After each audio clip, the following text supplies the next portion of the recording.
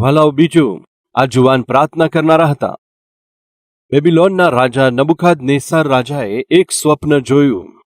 તે સ્વપ્ન જોયા પછી તેમણે શું કર્યું, આવો આપણે જોઈએ. દાનિયેલનું પુસ્તક એનો 2 અધ્યાય અને 2 કલમથી વાંચીશું. ત્યારે રાજાએ આજ્ઞા આપી કે જાદુગરો, મંત્રવિદ્યા કરનારા, શકુન જોનારા તથા ખાલદીઓ ને બોલાવવામાં આવે કે તેઓ રાજાને તેમનું સ્વપ્ન જણાવે. એટલે તેઓ આવ્યા અને રાજાની સમ્મુખ હાજર થયા. રાજા તેમને કહી રહ્યા છે કે મેં એક સ્વપ્ન જોયું છે. રાજાજી, એ સારી વાત છે કે તમે સ્વપ્ન જોયું છે. સ્વપ્નમાં શું જોયું જણાવો, ત્યારે અમે તેનો અર્થ બતાવીશું. એમ કહેવાથી રાજાએ શું જવાબ આપ્યો જાણો છો? મેં સ્વપ્ન જોયું છે, પરંતુ મેં કયું સ્વપ્ન જોયું છે જણાવી શકતો નથી, કેમ કે હું ભૂલી ગયો છું. જે સ્વપ્ન મેં જોયું તે મને યાદ નથી. ઠીક છે રાજા, તો અમને શા માટે બોલાવ્યા છે? મેં જે સ્વપ્ન જોયું છે તેનો અર્થ તમને બતાવવાનો છે. તેમણે બંને હાથ જોડીને નમસ્કાર કર્યા. રાજાજી, 1 મિનિટ થોભી જાઓ. તમે સ્વપ્ન જણાવો, અમે તેનો અર્થ બતાવીશું, પરંતુ આ રીતે તમે તમારા સ્વપ્નને ભૂલી ગયા છો તો તેનો અર્થ બતાવો. આ ધરતી ઉપર કોઈનાથી પણ સંભવ ના બની શકે. વાલાઓ, રાજા કેટલા મૂર્ખ છે જુઓ. તેણે જે વિચાર્યું છે, જે ચાહ્યું છે, તેને તેના લોકો જો ના કહી શકે તો તેમને મારી નાખશે. એટલા મૂર્ખ છે. શું કહ્યું જાણો છો? તમે મને છેતરવાનો પ્રયાસ કરો છો. અત્યાર સુધી મારી સાથે રહીને ખૂબ જ ભોજન કર્યું, અનુભવ કર્યો, પરંતુ હવે મારું સાંભળો. જો તમે મારા સ્વપ્નનો અર્થ ના બતાવી શકો તો પછી હું તમને મારી નાખીશ. ભયંકર આજ્ઞા તેણે જારી કરી, મારી નાખીશ. તેથી કાલે અથવા પરમ દિવસે આ લોકો મરી જવાના છે. ત્યાં ઉપસ્થિત જાદુગરો અને રાજાને સલાહ આપનાર સલાહકાર તે દિવસોમાં જ મરણ પામશે. અને તેમાં દાનિયેલ પણ હતા. અને તેમાં જે મુખ્ય હતા, સાદ્રક, મેસાક, અબેદનગો પણ હતા. 10મી કલમથી ખાલદીઓએ રાજાને કહ્યું કે આખી પૃથ્વી ઉપર એવો કોઈ મનુષ્ય નથી કે જે રાજાના સ્વપ્નનો અર્થ બતાવી શકે, અને ના કોઈ રાજા કે પ્રધાન કે હાકીમ ક્યારેય થયા છે કે જેમણે ક્યારેય જાદુગર, મંત્રવિદ્યા કરનાર કે શકુનથી આ રીતે વાત પૂછી હોય, જે રીતે રાજા પૂછી રહ્યા છે. એ તો અનોખી છે. અને દેવતાઓને છોડીને જેમનો નિવાસ મનુષ્યની સાથે નથી, એવું બીજું કોઈ નથી કે જે રાજાને આ અર્થ બતાવી શકે. તેનાથી રાજાને ગુસ્સો આવ્યો અને ખૂબ જ ક્રોધિત થઈને બેબીલોનના સર્વ જ્ઞાનીઓનો નાશ કરવાનું ફરમાન જાહેર કર્યું, જેથી સર્વના જીવ જોખમમાં આવી ગયા. બધાને મારી નાખો એમ કહીને નબુખાદનેસ્સારે આજ્ઞા આપી. આ પ્રમાણે આ આજ્ઞા બહાર પાડી અને જે જ્ઞાનીઓ હતા તેમનું ઘાત કરવાનું ફરમાન થતા દાનિયેલ અને તેના સંગીઓને શોધતા હતા કે મારી નાખવામાં આવે. શરૂ થઈ ગયું વાલાઓ. શું? આ લોકોની ઘાત કરવાનો કાર્યક્રમ. આ રીતે મારવાનો કાર્યક્રમ આરંભ થઈ ગયો. અને તે દાનિયેલ, સાદ્રાક, મેશક, અબેદનગોને પણ મારી નાખવાના હતા. જ્યારે મારી નાખવાનો સમય નિકટ આવી ગયો ત્યારે દાનિયેલે રક્ષક ટુકડીના સરદાર આર્યોક સાથે, કે જે બેબીલોનના જ્ઞાનીઓનો ઘાત કરવા માટે નીકળ્યા હતા, તેમની સાથે જ્ઞાનથી અને બુદ્ધિમાનીથી જવાબ આપ્યો. અને રાજાના હકીમ આર્યોકને પૂછવા લાગ્યા, આ આજ્ઞા રાજા તરફથી શા માટે આટલી ઉતાવળે નીકળી છે? ત્યારે આર્યોકે દાનિયેલને તેનો ભેદ સમજાવ્યો. ત્યારે દાનિયેલે અંદર જઈને રાજાને વિનંતી કરી કે તેને થોડો સમય આપવામાં આવે, કે જેથી તે રાજાને સ્વપ્નનો અર્થ બતાવી શકે. રાજા, તમે જે વાત જણાવો છો તે તો અસંભવ છે. તમે સ્વપ્ન જોયું, સ્વપ્ન ભૂલી ગયા. અર્થ જણાવો કહો છો, અસંભવ છે. પરંતુ જે કામ તમારા દેશના જ્ઞાનીઓને અસંભવ છે તે સાબિત થયું છે, તે મારા પરમેશ્વર દ્વારા સંભવ છે. મને જો એક તક આપવામાં આવે તો હું જઈને મારા પરમેશ્વરને પૂછીશ, મને સ્વપ્નનો અર્થ જણાવો. રાજા, મને સમય આપશો? રાજાએ કહ્યું, સમય શા માટે? પ્રાર્થના કરવા માટે. એ દિવસે દાનિયેલે રાજા પાસે શું માંગ્યું જાણો છો? ટાઈમ. થોડો ટાઈમ આપશો? શું? કેમ? પ્રાર્થના કરવા માટે. કેમ કે તે જાણતા હતા પ્રાર્થના દ્વારા અસંભવ જેવી દેખાતી સમસ્યાઓનો સમાધાન આપણે મેળવી શકીએ છીએ. સાંભળો છો વાલા ભાઈઓ તથા બહેનો, એ તો પ્રાર્થના છે કે જે પ્રાણ જવાની સ્થિતિમાંથી તમારો રક્ષણ કરશે. એ તો પ્રાર્થના જ છે. અસંભવ જેવી લાગતી સમસ્યાઓનું સમાધાન તે લાવી શકે છે. પ્રાર્થના એ જ આજે તમારા જીવનમાં એક પણ પગલું આગળ ના વધારી શકાય તેવી સ્થિતિમાંથી લાવી શકે છે. વહાલાઓ, તે દિવસે આ લોકો પોતાના જીવના જોખમમાં હતા. તેમણે શું કર્યું જાણો છો? રાજાની પાસે જઈને વિનંતી કરી કે હે રાજા, અમને થોડો સમય આપશો. કેમ, શા માટે? તમારી સમસ્યાનું સમાધાન અમે કરીશું. કેવી રીતે કરશો? પ્રાર્થના દ્વારા કરીશું. પરમેશ્વરની ઉપસ્થિતિમાં જઈને પ્રાર્થના કરવા દ્વારા સમાધાન મળશે. ભલાઓ, એક પરિવારમાં પતિનું મૃત્યુ થઈ ગયું અને પત્ની બેસહારા થઈ ગઈ. બાળકોનું પોષણ કરવું મુશ્કેલ હતું. ત્યારે લેણદારો પણ આવવા લાગ્યા અને મરજી પ્રમાણે બોલવા લાગ્યા. તમારા પતિએ 5 લાખ દેવું કર્યું છે, પાછું આપ્યા વગર મરી ગયા, તમે ક્યારે આપશો? આ રીતે દર વખતે આવીને તેમને તંગ કરતા હતા. ઘર પર કબજો કરી દઈશું એમ કહેતા હતા.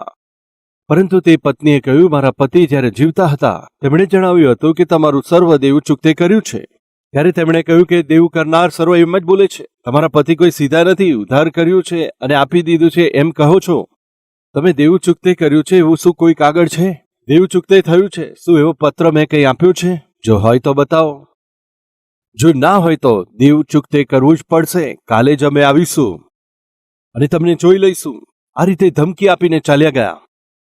સમસ્યા જેનું સમાધાન ના કરી શકાય તેવી સમસ્યા આવી. આજે એવું કોઈ છે જે સમસ્યામાં પડ્યા હોય, જેનું સમાધાન ના હોય, જે દૂર ના કરી શકાય, જેનું સમાધાન ના કરી શકાય? તમારી શક્તિ ઉપરાંતની સમસ્યા જીવનમાં છે. તે દિવસે જે પવિત્ર હતા, વિશ્વાસુ હતા અને જુવાન હતા, એ જુવાનો કે જે દાનિયેલ, સાદ્રાક, મેશાક, અબેદનગો ભયંકર સમસ્યાઓમાં ફસાયા હતા. તે સમસ્યા સાથે તેમને કોઈ સંબંધ નહોતો. તે સમસ્યા આવવાનું તેમની પાસે કોઈ કારણ નહોતું. બની શકે છે આજે તમે કહેતા હોય, આ સમસ્યા મારે લીધે નથી આવી, તો પણ મને એનું કારણ બનાવ્યો છે. આ પ્રોબ્લેમનો મારી પાસે કોઈ સંબંધ નથી, તો પણ મારે સામનો કરવો પડે છે. ઓફિસમાં જે નુકસાન થયું છે મારે કોઈ સંબંધ નથી. તે પરિવારમાં નુકસાન થયું, મારે કોઈ સંબંધ નથી, તો પણ તેમાં મને જવાબદાર ઠરાવ્યો છે. કોઈ પણ કારણ વગર આપણે કહીએ છીએ ને, કોઈ પણ કારણ વગર મને આ સમસ્યામાં ફસાવી દીધો. યસ, કોઈ પણ કારણ વગર દાનિયેલને અને આ યહૂદીઓને ફસાવી દીધા. ભલાઓ, તે સમસ્યામાં તેમનો જીવ જોખમમાં આવ્યો. શું કરવું જોઈએ? ભલાઓ, હવે તે સ્ત્રી પાસે આવીને તેઓ કહે છે તમારે દેવું ચૂકતે કરવું પડશે. ત્યારે તે શું કરી શકે? તેણે શું કર્યું જાણો છો? તે ઘૂંટણો પર આવી ગઈ, પ્રાર્થના કરી, પિતા, સમસ્યા આવી ગઈ છે. પતિના મરણથી દુઃખ ઉઠાવું છું, તો જેમણે નાણાં આપ્યા છે તેઓ આવીને મને અને મારા બાળકોને જીવવા દેતા નથી. તમે જ કંઈક કરો. મરણ પહેલા મારા પતિએ કહ્યું કે દેવું તો મેં ચૂકતે કર્યું છે, પણ આ લોકો કહે છે કે દેવું ચૂકતે નથી કર્યું. તમે કોઈ કાગળ બતાવો પિતા. જે પતિ મરી ચૂક્યા છે તે મને કેવી રીતે દસ્તાવેજ આપીને બતાવશે પ્રભુ? જે પતિ મરણ પામ્યા છે તે આ લોકોને કેવી રીતે ઉત્તર આપશે પ્રભુ? વલાવ, તે દિવસે તે સ્ત્રીની સમસ્યા એવી હતી કે જેનું કોઈ સમાધાન નહોતું. જ્યારે તે પ્રાર્થના કરતી હતી ત્યારે શું થયું જાણો છો? બારીમાંથી એક પંખી ઘરની અંદર આવી ગયું. અવાજ કરવાને લીધે તે પ્રાર્થના કરી શકતી નહોતી.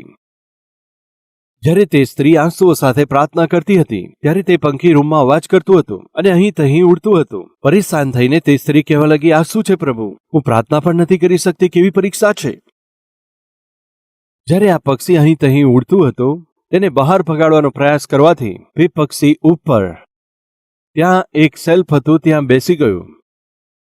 આ સ્ત્રી કોઈ પણ રીતે તેને બહાર ભગાડવા વિચારી. ઝાડુ લઈને ત્યાં ઉપર જોરથી ફેરવવાથી ત્યાં ઉપરથી એક પેટી નીચે પડી ગઈ. તે પેટી ખુલી ગઈ, તેમાંથી કેટલાક દસ્તાવેજ પડ્યા. આ કાગળો શું છે એમ જોતા દેવું ચૂકતે કરેલ છે એવો દસ્તાવેજ તેના હાથમાં આવી ગયો.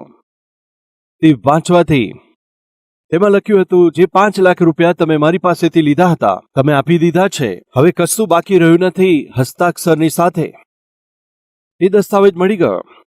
અને તે જ સમયે તે વ્યક્તિ નાણાં આપ્યા હતા, દરવાજો ખટખટાવ્યો. મારા 5 લાખ રૂપિયાનું શું થયું? લાવીને દસ્તાવેજ બતાવ્યો. લો આ દસ્તાવેજ.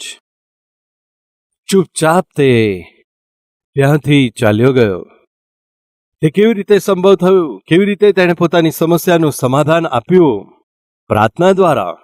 વલાવ જેનો જીવ જોખમમાં હતો એવા દાનિયેલ, સાદ્રાક, મેસાક અને અબેદનગો, તેમણે શું માંગ્યું? સમય આપશો શું રાજા? ઠીક છે, થોડો સમય આપીશ. તમે શું કરશો? અમે અમારા પરમેશ્વરની ઉપસ્થિતિમાં જઈને પ્રાર્થના કરીશું. આવો. 17મી કલમથી દાનિયેલે પોતાના ઘરે જઈને પોતાના મિત્રો હનાન્યા, મિસાએલ અને અઝારિયાને તે વિશે જણાવીને કહ્યું, આ ભેદના વિશે પરમેશ્વરની દયાને માટે એમ કહીને પ્રાર્થના કરો કે બેબીલોન અને સર્વ જ્ઞાનીઓ સાથે દાનિયેલ તથા તેના સાથીઓનો પણ નાશ ના થાય. ત્યારે તે મર્મ દાનિયેલને રાત્રે દર્શનમાં પ્રગટ કરવામાં આવ્યો. ત્યારે દાનિયેલે સ્વર્ગના પરમેશ્વરનો એમ કહીને આભાર માન્યો. ભલાઓ તે સર્વએ સાથે મળી પ્રાર્થના કરી હતી. કારણ જાણો છો, પ્રાર્થના કરવી તેમના માટે કોઈ નવી વાત નહોતી. પ્રાર્થના પર આધાર રાખવો નવી વાત નહોતી. પ્રાર્થના દ્વારા અસંભવને સંભવ બનાવવું એમના માટે નવી વાત નહોતી. તેમણે કહ્યું, અમે વેજીટેરિયન ખાઈશું. ખોજાએ તેમને 10 દિવસનો સમય આપ્યો.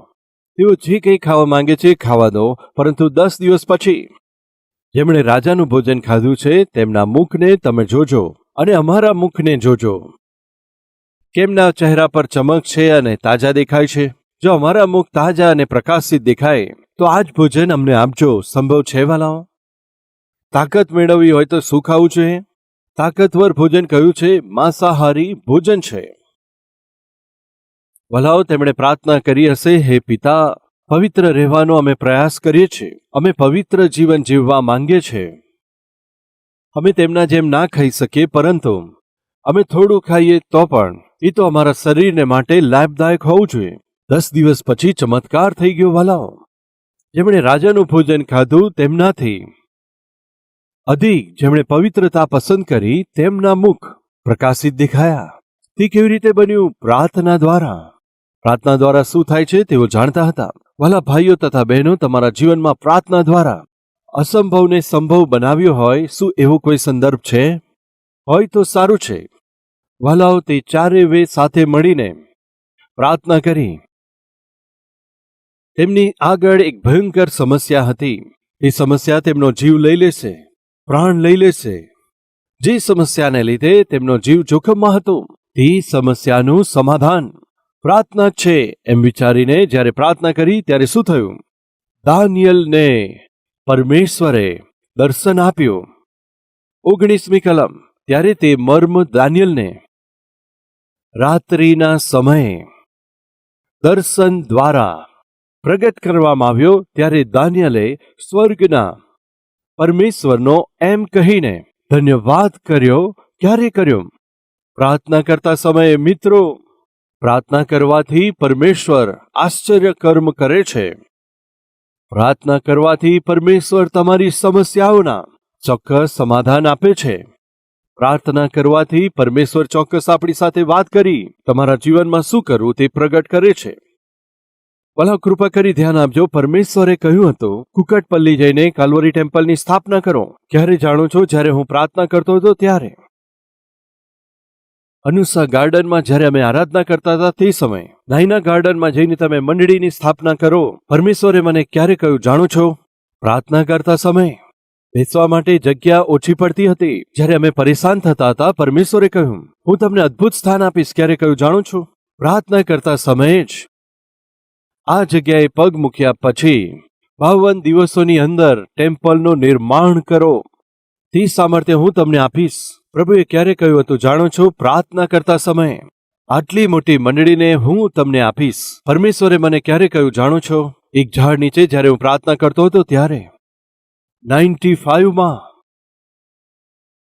ભલાઓ આટલી મહાન સેવા મને મળી છે તો તેનું કારણ એ છે કે મારા પ્રાર્થના કરવાના સમયમાં પરમેશ્વરે વાત કરી. લોકડાઉન પીરિયડ શરૂ થયો ત્યાર પહેલા જ્યારે હું ઘૂંટણો પર પ્રાર્થના કરતો હતો, પરમેશ્વરે ત્યારે મને કહ્યું, અનાજને તમે એકઠું કરો, અનાજ વસ્તુઓને એકઠી કરો.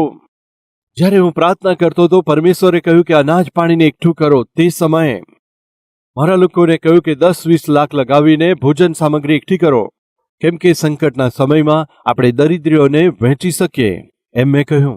થોડી વાર પછી ફરી પ્રાર્થના કરતો હતો. પ્રભુએ કહ્યું, વધારે અનાજ એકઠું કરો. ફરીથી ફોન કરીને 30 લાખનું વધારે અનાજ એકઠું કરો. ફરી પ્રાર્થના કરી, હજી પણ ભોજન વસ્તુઓને એકઠી કરો.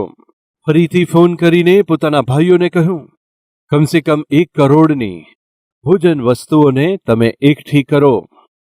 સાંજ પડી ત્યારે ફરીથી ફોન કરીને કહ્યું, ના 2 કરોડ રૂપિયાના અનાજ વસ્તુઓને એકઠી કરી રાખો.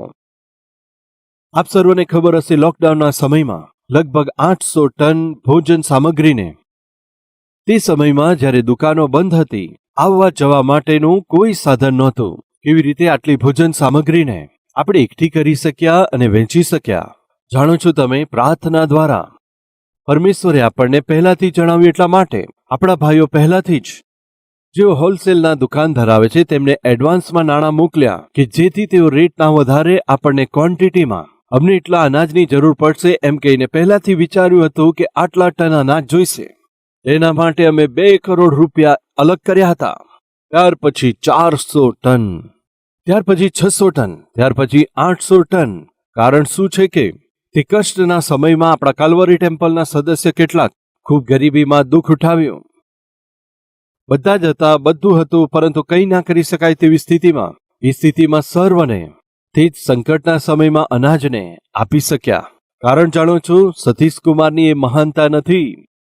આ દીન સેવક જ્યારે પ્રાર્થના કરતા હતા, પરમેશ્વરે પ્રગટ કર્યું, સંકટનો સમય આવવાનો છે,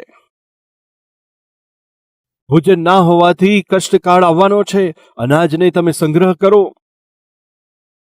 તે દિવસે મેં કહ્યું હતું, તે દિવસોમાં યુસુફની પાસે જેમ ભોજનને માટે લોકો આવ્યા, આપણા કાલ્વરી ટેમ્પલમાં પણ મોટી ભીડની સાથે અનાજને માટે લોકો આવશે. અને એમ જ આવ્યા. ચર્ચના ગેટની પાસે આવીને સેંકડોની સંખ્યામાં લોકો અનાજને માટે ઊભા રહેતા હતા. અમે કેવી રીતે સહાયતા કરી શક્યા છે કહીએ તો પ્રાર્થના દ્વારા કરી શક્યા. પ્રાર્થના દ્વારા પરમેશ્વરે બતાવ્યું એટલે સંભવ બન્યો. એટલે જણાવું છું, પરમેશ્વર ઉત્તર આપશે ક્યારે જાણું છું? ઘૂંટણો પર આવવાથી. ભલા ઊંટ જ્યારે થાકી જાય છે અને ઘૂંટણો નમાવે છે, ત્યારે તરત જ તેના માલિક ઊંટોની ઉપરના તે બોજને, ભારને ઉતારી દે છે. જ્યારે બોજ ઉપાડી શકતા નથી ત્યારે તેઓ શું કરે છે જાણો છો? તેઓ આગળથી પોતાના ઘૂંટણો ટેકવે છે. જ્યારે ઘૂંટણો નમાવે છે ત્યારે તેમનો બોજ હલકો થઈ જાય છે. કારણ શું છે કે એમના માલિકને ખબર છે હવે બોજ ઉતારવાની શક્તિ તેમનામાં નથી, તરત બોજ હલકો કરી નાખે છે. વલાવ ઘૂંટણો નમાવવાની જ વાર છે, આપણે બોજ ઉતારી શકતા નથી, પરંતુ દુઃખ ઉઠાવીએ છીએ એ જાણીને પરમેશ્વર તરત જ ઉત્તર આપે છે. એમ જ થયું હતું દાનિયેલના જીવનમાં. જ્યારે તેઓ સર્વ મળીને પ્રાર્થના કરી, તે જ રાત્રે પરમેશ્વરે દર્શન આપીને જે સ્વપ્નને નબુકાદનેસ્સર રાજાએ જોયું હતું તેને ફરીથી રિપીટ કર્યું, તેને ફરીથી પ્રગટ કર્યું. કેટલા મહાન પરમેશ્વર છે! પરિણામ શું આવ્યું? જવાબ મળી ગયો. એક બાજુ દાનિયેલને બચાવવામાં આવ્યો, બીજી બાજુ તેના 3 મિત્રો બચી ગયા, ત્યાંના પંડિત પણ બચી ગયા. વળી એટલું જ નહીં, દાનિયેલ, સાદ્રાક, મેસાક, અબેદનગો પ્રગતિ પામ્યા, તેમના સ્થાન ઊંચા કર્યા. સાંભળો છો વાલાઓ, પહેલું તે પવિત્ર હતા, અને બીજું તેઓ પ્રાર્થનાવીર હતા, અને ત્રીજું તેઓ તો બહાદુર હતા. જો મૂર્તિની આગળ દંડવત નહીં કરો તો મારી નાખીશું એમ કહેવાથી 3 જુવાનોએ શું કહ્યું જાણો છો? આવો તે વચનને આપણે વાંચીએ. દાનિયેલ 3 અધ્યાય 15ની 3જી લાઈન. અને તે ક્ષણે જે મૂર્તિ મેં બનાવી છે તેને જો તમે દંડવત કરશો તો તમે બચશો, અને જો તમે દંડવત ના કરો તો તે જ ઘડીએ પુષ્કળ આગની ભઠ્ઠીની વચ્ચે નખાશો. તો પછી એવા કયા દેવતા છે કે જે તમને મારા હાથોમાંથી છોડાવી શકે? સાદ્રાક, મેસાક, અબેદનગોએ રાજાને કહ્યું, હે નબુકદનેસ્સર રાજા! કેટલી હિંમત જોઈએ નામ લઈને બોલાવવાને! તેઓ બહાદુર હતા. દાનિયેલને જ્યારે સિંહોના બિલમાં નાખવામાં આવ્યો, જ્યારે રાજા ત્યાં આવ્યા ત્યારે દાનિયેલે કહ્યું, હે રાજા, તમે યુગોના યુગ સદા જીવતા રહો. હે રાજા, તમે યુગોના યુગ જીવતા રહો. સાદ્રાક, મેસાક, અબેદનગો જ્યારે તેમના જીવ જોખમમાં હતા અને તેમને મારી નાખવા માટે કહેતા હતા, કયા દેવતા આવીને તમને છોડાવશે? જ્યારે તેઓ એમ કહેતા હતા, રાજા એમ ના કહ્યું, કેટલા બહાદુર છે આ લોકો, કયા દેવતા આવીને તમને છોડાવે છે? હે નબુખાદનેસાર, આ રીતે વાત કહેવા માટે કેટલી હિંમત જોઈએ, જીવની પરવા કર્યા વગર. 3 જવાન છોકરાઓ એક શક્તિશાળી રાજાને નામ લઈને બોલાવે છે. તો એકવાર વિચાર કરો, તે દિવસે નબુખાદનેસારનો બીપી વધી ગયો હશે, બીપી નહીં એનાથી વધારે થયું હશે. અરે તમે મને નામ લઈને શું બોલાવશો? કેટલા ક્રોધિત થયા હશે, કેટલા ગુસ્સાથી ભરાયા હશે. ઉપરથી નામ લઈને બોલાવું એટલું જ નહીં, તને જવાબ આપવાની અમારી કોઈ ઈચ્છા નથી. ખરેખર તમને જવાબ આપવાની કોઈ જરૂર નથી. રાજાને નહીં તો કોને જવાબ આપશે વાલાઓ? ખરેખર તમને જવાબ આપવાની કોઈ જરૂર નથી. શું કહ્યું જાણો છો? હે નબુખાદનેસાર, આ વિષયમાં તમને જવાબ આપવાનો અમને કોઈ જરૂરિયાત લાગતી નથી. અમારા પરમેશ્વર જેમની અમે ઉપાસના કરીએ છીએ તે અમને તે ભયંકર સળગતી ભઠ્ઠીની અગ્નિમાંથી બચાવવાની શક્તિ રાખે છે. પરંતુ હે રાજા, તે તો અમને તારા હાથમાંથી પણ છોડાવી શકે છે. પરંતુ જો એમ નહીં તો હવે કહે છે, હે રાજા, તમને માલુમ થાય કે અમે લોકો તારા દેવતાની ઉપાસના નહીં કરીએ, વળી તમે જે ઊભી કરેલી છે સોનાની મૂર્તિને તેને દંડવત નહીં કરીએ. ત્યારે નબુખાદનેસરને ગુસ્સો આવી ગયો, ક્રોધથી પીડાવા લાગ્યો, ખૂબ જ ગુસ્સો આવી ગયો, તે કાંપવા લાગ્યો. એક રીતે કહીએ તો તેને હલાવી નાખ્યો. વાલા, ક્રોધમાં વ્યક્તિ શું કરે છે? તે તો હાલવા લાગે છે. ગુસ્સો આવે ત્યારે મનુષ્ય શું કરે છે? કાંપવા લાગે છે. ઠીકથી વાત નથી કરતો, કાંપવા લાગે છે. તેમને જોવાથી, તેમની વાત કરવાની રીત સાંભળવાથી ખબર પડી જાય છે. વાલાઓ, આ રાજા પણ ક્રોધથી ભરાઈને હાલવા લાગ્યા. શું બોલ્યા? શું મારા હાથમાંથી તમારા પરમેશ્વર બચાવી લેશે? યસ. તો જોઉં છું, 7 ગણી અગ્નિની ભઠ્ઠીને વધારે તપાવો અને આ ત્રણેયને એમાં નાખી દો. વાલાઓ, આ રીતે જે તેમને અગ્નિની ભઠ્ઠીમાં નાખતા હતા તેઓ બળીને ખાખ થઈ ગયા. પરંતુ કંઈક ને કંઈક નબુખાદનેસારને શંકા હતી, કેમ કે તેમના વિશે જાણતો હતો. તેમના રાજ્યમાં રહેતા જાદુગરોમાંથી કોઈએ પણ તેના સ્વપ્નનો અર્થ ના બતાવી શકે. આ લોકોએ બતાવ્યો. આ ટીમ તો દાનિયેલ અને તેમના સાથીઓની ટીમ સ્વપ્નનો અર્થ બતાવી શક્યા. રાજાએ વિચાર્યું, તેમના પરમેશ્વર સામાન્ય નથી, જે કહ્યું છે કરશે. તેને પણ શંકા હતી, એટલા માટે જ તો 24મી કલમ. ત્યારે નબુખાદનેસાર રાજાને આશ્ચર્ય થયું અને ગભરાઈને ઊભા થયા અને પોતાના મંત્રીઓને પૂછવા લાગ્યા, શું આપણે તે આગની વચ્ચે 3 જ પુરુષોને બાંધેલા નાખ્યા નહોતા? અને તેમણે રાજાને જવાબ આપ્યો, હા રાજા, તે સાચી વાત છે. પછી તેણે કહ્યું કે હવે હું શું જોઉં છું? 4 પુરુષો આગની વચ્ચે જાણે ચાલી રહ્યા છે અને તેમને કંઈ પણ નુકસાન થતું નથી. અને 4થા પુરુષનું સ્વરૂપ જાણે ઈશ્વરના પુત્ર તરીકે દેખાઈ રહ્યું છે. ડરી ગયો વાલાઓ. સૌથી પહેલા તેમના જવાબ સાંભળીને તે ક્રોધમાં ભરાઈ ગયા હતા. પરંતુ હવે તો બળતી અગ્નિની ભઠ્ઠીમાં નાખેલા એ ત્રણેય જુવાનોની મધ્યમાં પરમેશ્વરના પુત્રના સ્વરૂપ જેવા તે 4થા વ્યક્તિ આવીને ત્રણેયને બચાવ્યા. આગમાં તેમનો એક વાળ પણ બળ્યો નહીં, તેમનું રક્ષણ કર્યું. તેમને તો બાંધવામાં આવેલા હતા, તે બેડીઓ તૂટી ગઈ હતી, પરંતુ અગ્નિમાં તેઓ ચાલી રહ્યા હતા.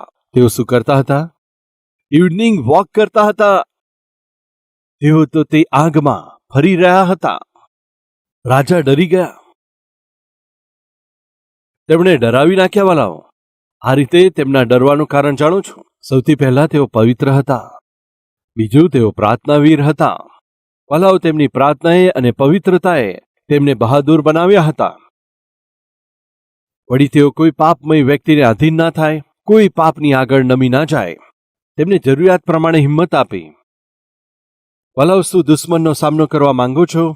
તમારાથી પણ તાકતવર વ્યક્તિનો સામનો કરવા શું ચાહો છો? તમારી શક્તિથી પણ વધારે જે શક્તિશાળી ને સામર્થ્યવાન છે તેનો સામનો કરવા માંગો છો? તો 3 ગુણ તમારામાં હોવા જોઈએ. તેમાં સૌથી પહેલા તમારે પવિત્ર રહેવાનું છે. બીજું, તમે પ્રાર્થનાવીર બનો. અને ત્રીજું, તમારામાં હિંમત હોવી જોઈએ. બાઇબલ જણાવી છે કે પરમેશ્વરે આપણને ડરનો આત્મા આપ્યો નથી, પરંતુ પ્રેમ. શું લખ્યું છે? પ્રેમ, સામર્થ્ય અને સંયમનો આત્મા આપ્યો છે. હિંમતનો આત્મા જો તમારામાં હશે તો સંસારની કોઈ પણ શક્તિનો સામનો કરવાની શક્તિ તમારામાં હશે. તે દિવસે બેબીલોન ઉપર શાસન કરનાર તે રાજાને આ ગુલામ જુવાનોએ કંપાવી નાખ્યા. અને ત્યાર પછી તે જુવાનોનો કોઈ પણ વ્યક્તિ સામનો ના કરી શક્યા. જો એવું જીવન જીવવાની આશા રાખો છો તો, અથવા કોઈ પણ વ્યક્તિ અથવા શક્તિનો સામનો કરવો છે, અથવા કોઈ પણ સ્થિતિનો સામનો કરવો છે, જયવંત થવું છે, એવી આશા રાખો છો તો એકવાર વિચાર કરી જુઓ. પહેલા તમારે પવિત્ર જીવન જીવવાનું છે, અને બીજું, પ્રાર્થનાવીર તરીકે જીવવાનું છે, અને ત્રીજું, બહાદુર થઈને જીવવાનું છે. ફળ સ્વરૂપે ગમે તેવી સ્થિતિ અથવા વ્યક્તિ અથવા ગમે તેવી પરિસ્થિતિ હોય, તમે સામનો કરી શકો છો, જય પામી શકો છો. એવી કૃપા પરમેશ્વર આપણ સર્વને આપે. આવો પ્રાર્થના કરીએ.